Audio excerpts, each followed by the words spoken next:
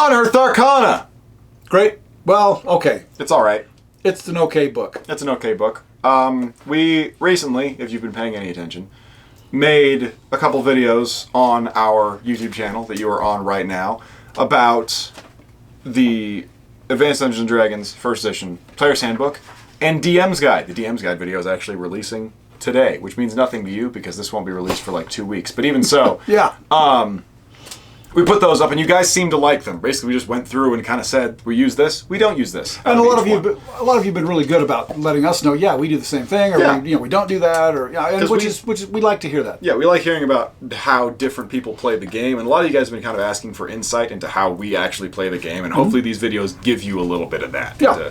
What we use, and what we don't use out of each one of these books. So we're going to do the same thing again today with basically part 2 of the DM's Guide, Unearthed Arcana, which, if I may say, has perhaps my favorite art out of any of the AD&D books as the cover. Player's Handbook. No, this one's really cool. Player's Handbook. No, I like this one a lot. This is the most. It is kind of. This is the most advanced Dungeons and Dragons of them. To me. I think it's evocative in a slightly different way from the earlier. The only thing about this is that there's a definite. This is kind of a transitional artwork piece into the artwork that to me is just kind of like fantasy novel cover art, as opposed to the earlier things which are more interesting. Let us know in the comments below. But I have a feeling that most of you are going to agree with that. Because you know I'm right.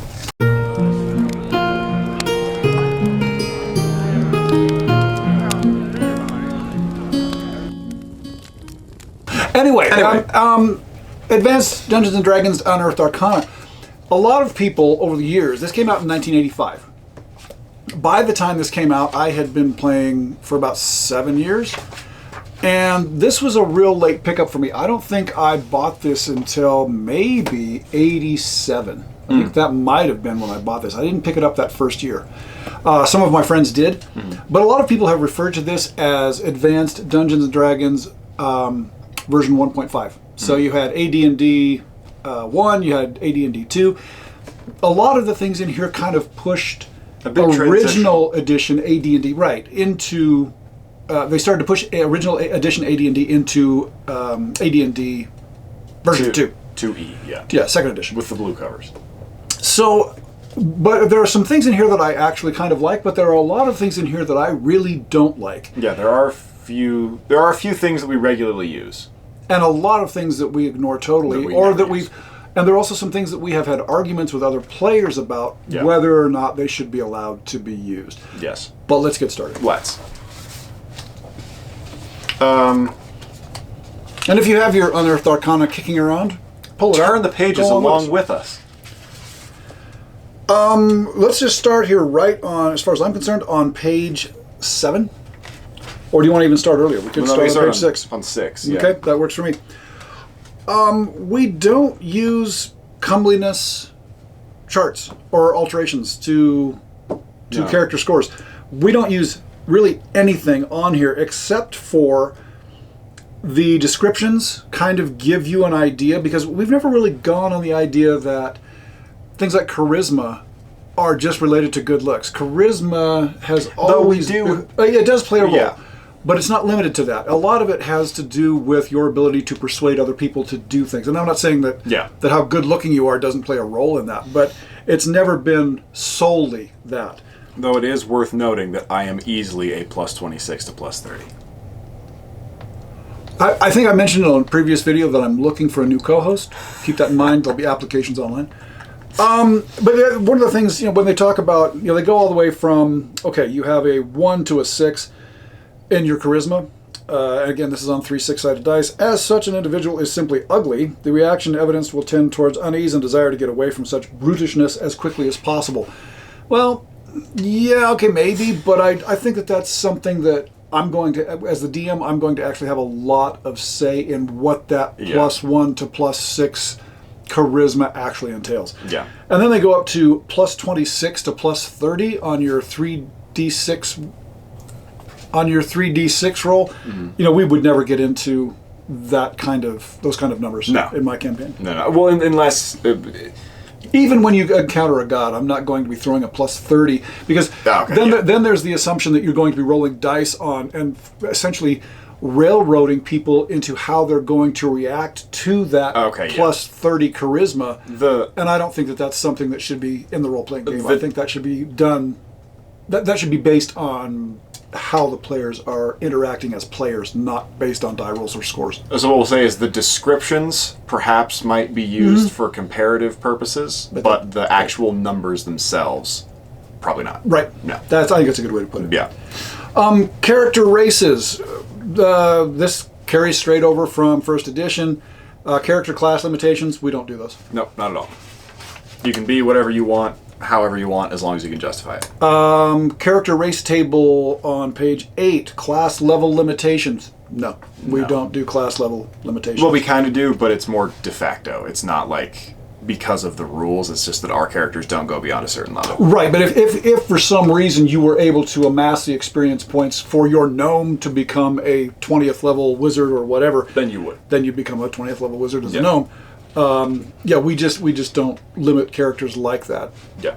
I will say I like that they divide dwarf subraces and elf subraces. There's next page, page 10. Yeah, I like that. Yep. But it's not something we necessarily use a ton. No, I mean, I can tell you that I've never had a valley elf in my campaign.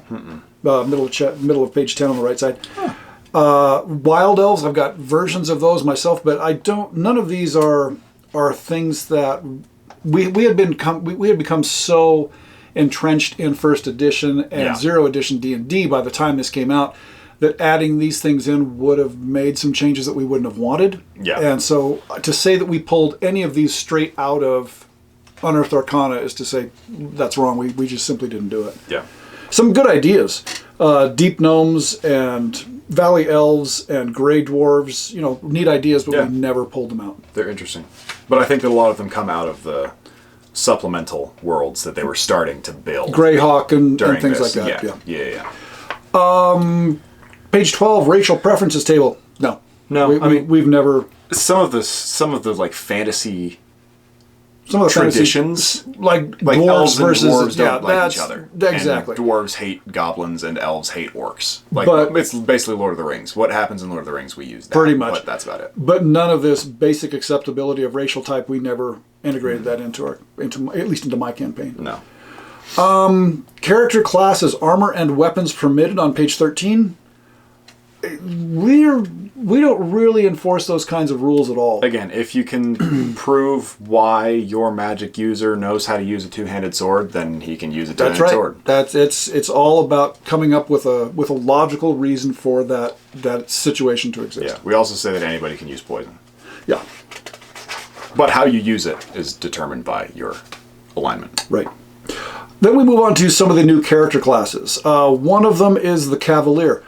I have never had the Cavalier in my campaign. I've always struggled, and I've read this many times, but I really struggle to figure out how this differs from a fighter.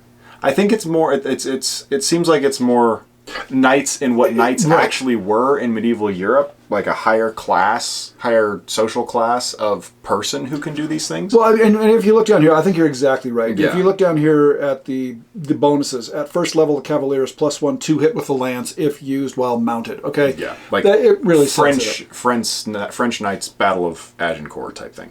Third level, the Cavalier is +1 to hit with either the broadsword, longsword, or scimitar, player's choice.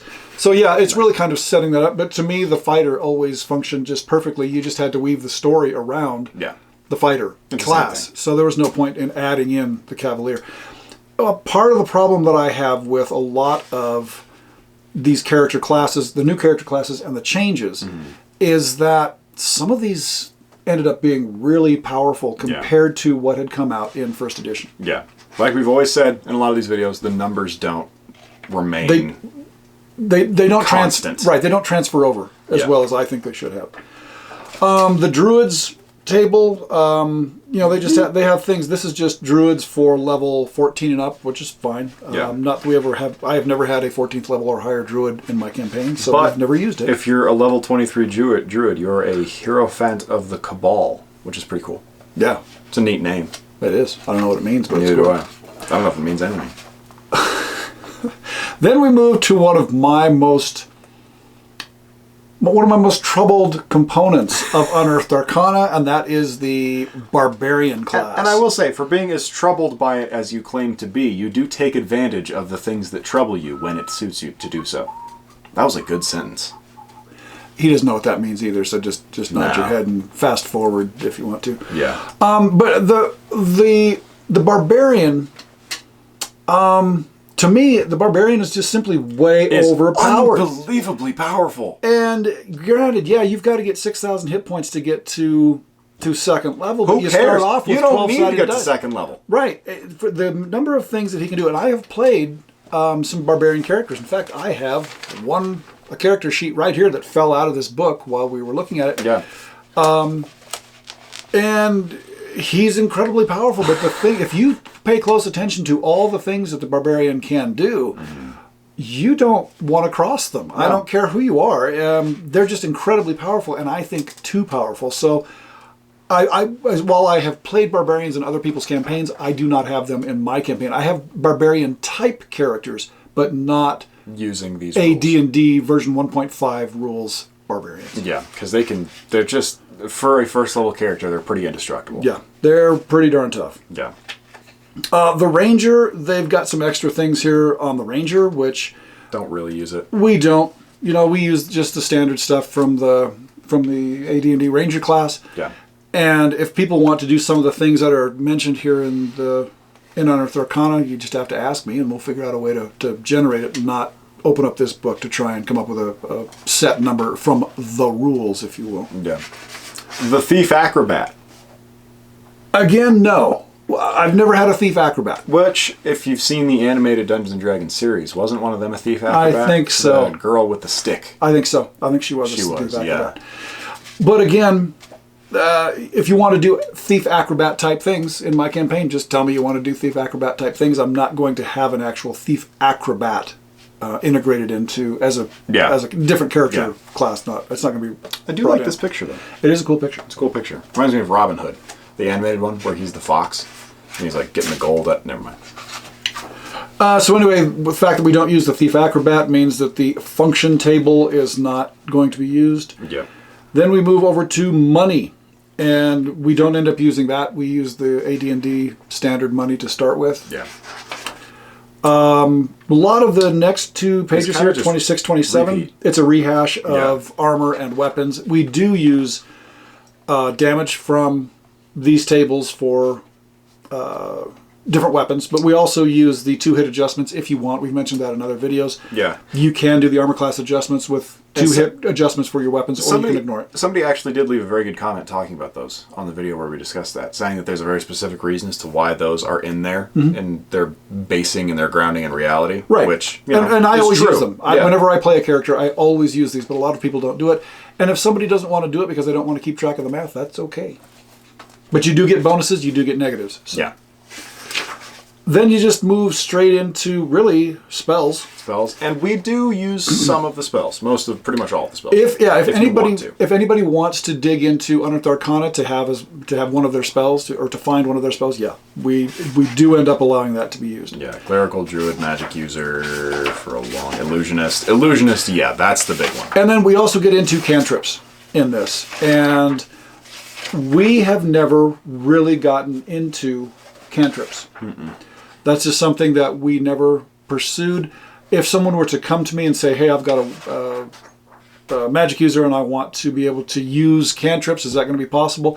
I would want to work something out with them to do it. I don't want cantrips to become an entirely different spell, or to take the place of, say, a first level spell or a second level spell. So to me, you have to be kind of careful for how much you allow cantrips to be used and how powerful you allow them to be. So it's something that we would use, but it's not something anybody's brought up. The balance for magic is something we still struggle. We're still wrestling with and trying to figure out how it should function. And I go back and forth on that. Yeah, we kind of change it depending on circumstance. On what we've most recently decided. Right. But that takes you through, if you go just through the spells, I mean, that takes you all the way through... 73. Up to page 73, yep. Yeah, 72, 73 is when that stops. Then you get into creating the player character, generation of ability scores. This is all stuff we've been doing in a different way for years. Yeah. We don't use any of this. Character classes, followers. We've discussed that in previous videos. We don't use the rules for what kind of followers a player character will attract. Yeah. Or henchmen. Yeah. We don't do encumbrance, expanded encumbrance. From here, so they've got bronze plate mail, they've got elfin chain mail, things like that. We might look at which it I as do. I do like the descriptions of it, just as an idea generator. But we don't. We don't actually go out and say, okay, this is also going to be included in everything you do. Yeah. It's just another layer of things that you can go through if you want to, but we don't push it, but we don't discourage it. Yeah. The description of. Okay, no, wait. I like war horses and barding. Oh, yeah? Yeah, page 76. I do like the war horses and barding section, but again, it's going to be one of those things that if a player character wants to address this and have that brought into the campaign, it's something that they would just talk about with me. Yeah. Description of new weapon types. These are cool because some of these are kind of, they're not, this is a sword, but like an atlatl and how you use that. Right, and this is on page 77, description of new weapon types. Yeah, what do you use a caltrip for? Harpoon, lasso, man-catcher, hook foucher. There are a lot of good things in this. If nothing else, just to tell you what they are. And to give people, if they want to develop a character that looks different or uses something more unique, they can refer to this and then bring it to my attention and say, hey, I'd like to use a spiked buckler.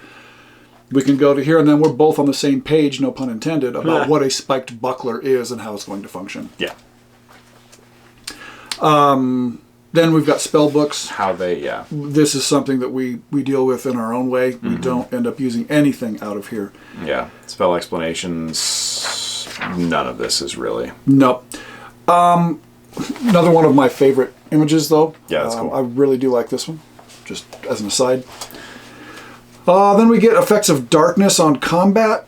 I really have never used this. The campaign, social class, and rank. Nope. This is stuff we have. This. Yeah. We have darkness affect combat. We have social class and rank involved very thoroughly in our campaign. Oh, absolutely. Yeah. But we don't use anything out of this book. No specific rules to say what it's going to have. Circumstances of birth. Parents' marital status, no, we don't deal with any of those. Yeah. And then we move to page 84 with treasure, and the treasure always goes. I've never come across a piece of treasure that somebody brings up and said, no, I'm not going to have that in my campaign. Well, unless it's like unbelievably powerful. But honestly, I've never done that though. But you will limit it. I will limit it by putting something against it. So if somebody comes up with some, I found the whatever because I rolled a random treasure and, it's some massively powerful, staff or something, then I will just take something else to bring the power of that staff down a few notches if I think that it's necessary. But isn't there only one ring of regeneration in your world, or is that in Bill's world? Might be in Bill's world and I own it. Yeah, Drazar has it, Okay. Never mind. Sorry. Nobody's talking about. So anyway, the treasure, random determination, you bet. We use a lot of these things. And a lot of these are kind of picked up and set in from the Dungeon Master's Guide, really with a lot of other extras. So these are actually better random treasure determination tables. Yeah, it's just a little more extensive. Yep, and then it gets into descriptions of the new magic that has been worked into this. Yeah. And, we're willing to use the Encyclopedia Magica, which has even 50 bajillion times more magic than these pages in Unearthed Arcana. So magic is pretty wide open. Recently, that's what we've been using more than this kind of stuff. The appendices, weaponless combat. We have our own rules for weaponless combat. He came up with the pummel table. Yep. So we use that. And it's a much simpler table. There are a lot of things. This is kind of complicated, and it would make a barroom brawl much more difficult than I think it should be. So. I came up with a thing years and years and years ago that uses percentage dice to sort out who's punching whom and for how much damage. What the effect of the punching will be. Yes. Then they've got a non-lethal combat section here. Same thing. Don't use it. Yeah. We've got our own things for that. Overbearing, same thing. Then we do have some extra non-human deities, so gods of the dwarves. Yeah, these are all good to go. Yeah. I'm happy to have these used in the campaign because I've always thought that non-human religions were a bit given short shrift in terms of how many gods they got to have and things like that. So it was nice to have a few extras in here. I particularly like this is a elven god, and it's Solinor Philandera, and god of archery and hunting. Love that particular god. But yeah, then it's basically just the gods for a while until Appendix T, the nomenclature of pole arms, which I quite like. Which is really cool. I'm a big pole arm guy. I think they're really cool. And a lot of these, the Spetum, the Bardiche, the Partisan, things like that, not really common knowledge. You know what a spear is. Most people know what a spear is, but some of these, they were real, and they're things that people use, and they all have specific uses, but you just have to it's a good reference point for all of the words in the shopping list that you might not know. Because, and in all honesty, when I first started playing, and we were using the player's handbook, and they were talking about the glaive Gesarme or whatever, we had no idea what these things were, and there was no internet back then to be able to look these things up. And when this came out, we thought, oh, so that's what a partisan is, or... we knew what a halberd was, but a bardiche? No, I had no idea. Because each one of these has a name, and each one of them is supposed to be used in a different way, but you don't, unless you're a medieval historian or have some kind of vested interest in it, it's tough to have a reference point for it. So we do use all of these. Yeah. Not that I have a lot of people armed with... a fouchered fork. Exactly, or a Lochabar axe or whatever, but if you should desire to do so, you can go to this section of the Unearthed Arcana book, and you can point it out to me and say, I want to use one of these, and then we're both on the same page, and we can move on from there. I did have a Lucerne hammer one time. Yes, you did. But then he got killed. It didn't do him much good. No, he died in a sewer. It was a bar. Anyway, that's it. I got to be honest with you, that's it. This is not to take away from the creation of this book. I think this might have been the last book that I feel was part of that original push in AD&D. That's in my own personal opinion. I don't remember the years on it. Yeah, well, I'm not saying it necessarily in chronological order, but this is by Gary Gygax. This is kind of a wrapping up of a bunch of ideas that he had that were put into here, and then I think things started to kind of wander off in different directions after that. Wander down the money path, shall we say? So it's a good book, and I would never call anybody, dumb bad names if they ended up using all of Unearthed Arcana. It's just that so much of it does not fit into us, and again, so much of that was because of the cultural inertia of our game. We had our game established, and when these other books came out, we were pretty picky about what we put in them, about what we took out of those books to put into our campaign. So and that's a big part of why we don't use it. And at the end of the day, there really is a lot of cool stuff in here, especially if you haven't played the game before and you're wanting to get into AD&D or any kind of role-playing. There's a lot of cool ideas in here in terms of inspiration of how you might want to set your world up and the relationships between the races in your world and, things like that. A lot of great ideas. Yeah. So it's got some cool stuff in it. We just don't use all of it because again, the overarching theme of these videos, we prefer when we play to be more story-driven and plot-driven than we do for it to be searching through books trying to find rules. And I think rules. I think we're much less rules focused. Yeah. So, and for those of you who are rules focused, that's great. Especially if you play things like Pathfinder, which from what I hear are very rules focused. There's nothing wrong with that at all. It's just not the way that we play the game. Right. So anyway, that's our take on Unearthed Arcana. Good book. You can I think you can still get copies of it. You can get hardback copies of it on Drive-Thru RPG. I think that's where this one came from. Yeah. Not terribly expensive. And I if you're into playing old school D&D, I think you definitely need to have this as part of your collection. But it's an important one to have sitting on the shelf, if nothing else. I think that might wrap up our going through books to review things, because we've talked about a lot of the books. We have. One thing we may end up going through is the Deities and Demigods book, just because I think it's really cool, especially the one that has the Cthulhu mythos, which I have a copy of. The first edition. You have a copy of it as well, don't you? Yes, you do. I sure do. So we may end up going in and talking about some of those just out of more of a nostalgia, from a nostalgia standpoint than anything else. But one thing, please keep in mind, did we talk about Patreon?